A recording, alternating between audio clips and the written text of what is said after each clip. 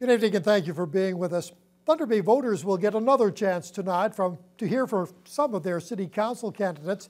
People running in the 7 wards have all been invited to an all-candidates forum. It gets underway at 7 o'clock at the Moose Hall on Fort William Road. Now last night, it was a chance for the at-large candidates to sit down and talk about their platforms. Carmen Wong reports. At least 20 of the candidates vying for the 5 councillor at-large seats participated in the forum. About 60 people took part in the meet and greet in hopes of learning more about the candidates to narrow down who best deserves their vote. Attendee Sean Bell says the amount of candidates running will make selecting who to vote for more difficult than in previous years. He says this was an opportunity for him to make an informed decision. I'm trying to distinguish between them all. There's so many candidates that it's helpful to see them in person and get to meet them and kind of see what their positions are. Sometimes it's hard to gauge what their platforms are just by seeing what they say online. In a format much like speed dating, candidates were each seated at a table with a set of chairs in the hopes of attracting and directly speaking to attendees to secure their vote. Despite the 5-minute time limit with each candidate, voters had the opportunity to get up close and personal with the potential councillors at large. The format was designed to best allow voters to meet all of the candidates and get a taste for what they stood for on topics such as poverty, crime, and economic growth. Attendee Rochelle Murphy says she found the 5 minutes was more than enough time to gauge whether a candidate deserved her vote or not. It was enough time to kind of get a feel for the candidates and see what if they agreed with the same things that I kind of stand for. It's nice because you actually get a feel of who they are and who they stand for, as opposed to just what everybody says to get votes. It was a sentiment echoed by attendee Lori McKay. She says she came in not knowing much about most of the candidates, especially those who were running for the first time, but now she has a better idea. She says meeting the candidates face-to-face will make selecting who to vote for an easier process. When you're in a live situation, people don't have their answers as rehearsed. They're answering off the cuff, and it helps to give you a little better idea of what people actually are standing for. Is it just the usual political speak, or is it something genuine to their heart? The municipal election will take place on October 22nd. Carmen Wong, TBT News. And we continue our coverage now of the candidates in the mayor's race in Thunder Bay. Ron Chukamolan is running for public office for the first time. We asked him about some of his plans to help the city if elected.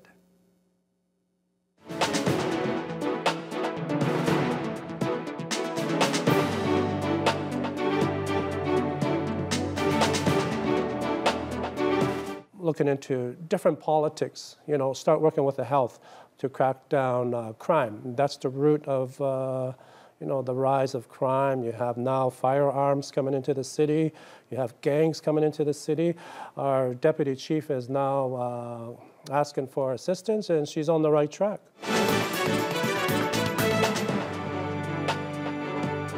I believe we should be advocating and reaching out to the young population, whether it's in the college or university, but we need to be out there focusing on our youth, asking what changes they want, for the direction, for the vision of Thunder Bay. We need to hear their input, and that's what I've been doing, and it's a lot of work.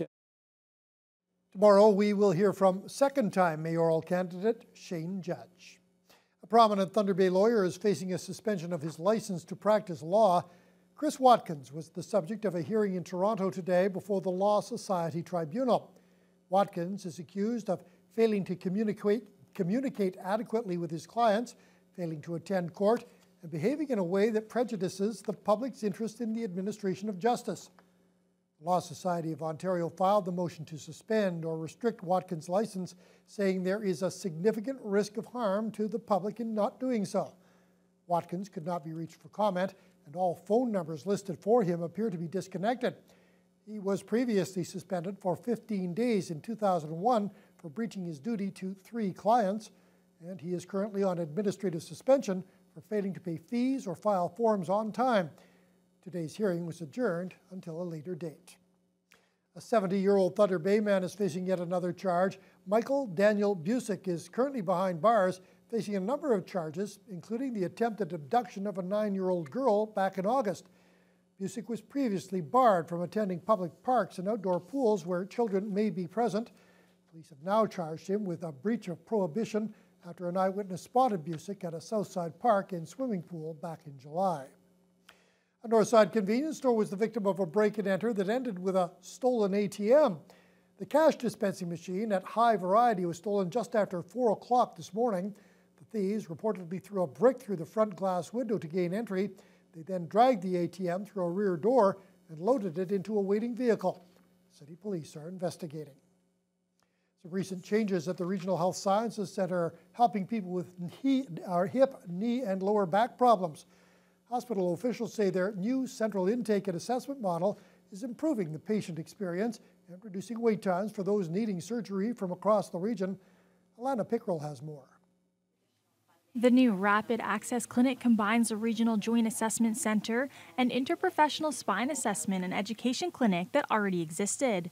Before RAC opened, patients were waiting months for an assessment or referral to a specialist.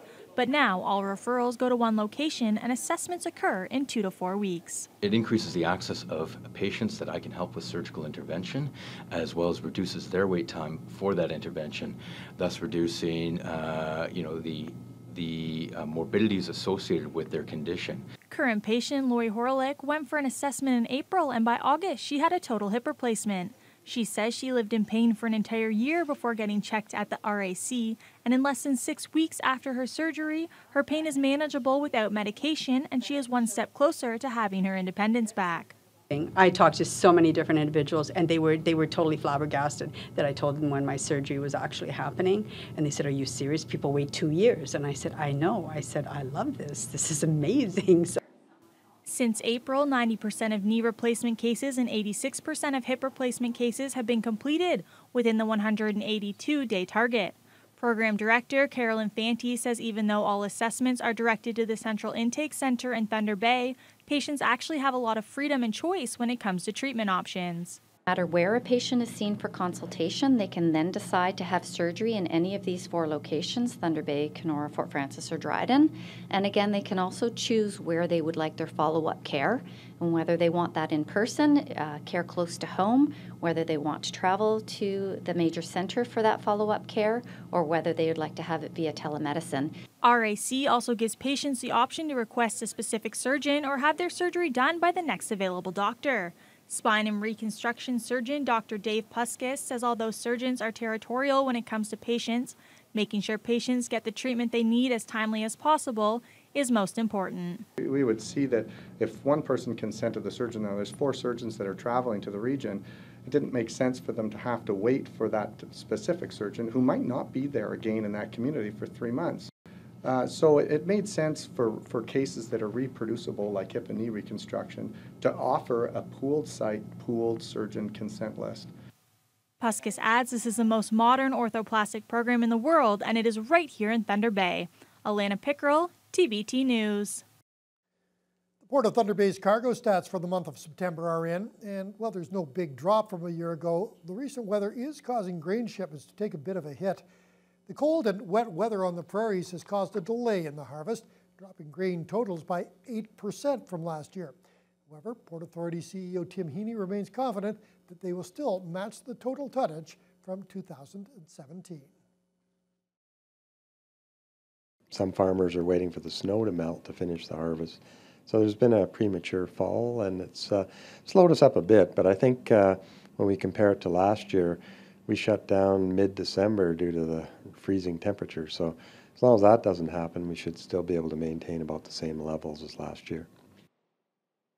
Heaney says Thunder Bay isn't the only place currently experiencing drop-offs in numbers, as western cities like Vancouver have also seen their numbers fall from last year. Another large donation was made today to a deserving foundation in the city from the same anonymous donor as last week. A check for nearly $25,000 was presented to the George Jeffrey Children's Foundation. That donor made a similar donation to the Thunder Bay Boys and Girls Club last week. Charitable giving advisor Kirsten Utenan says the money will enhance access to care for families who may have longer trips to the center. She adds a number of mobility and physiotherapy programs will also be funded as well, thanks to this donation. families who have troubles and barriers getting to the centre.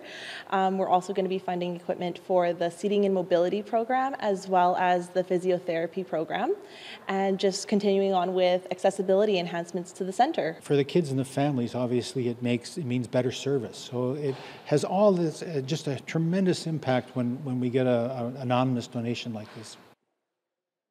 Walter says this is the largest donation he has seen in the 4+ years he has been with the center. And the 28th annual Rotary Santa Claus Parade is just over a month away, and today local Rotarians and sponsors gathered to kick off the community tradition. The Port Arthur, Fort William, and Lakehead Rotary Clubs, along with the Thunder Bay Rotary Club, or Rotaract Club rather, were all presented at the launch.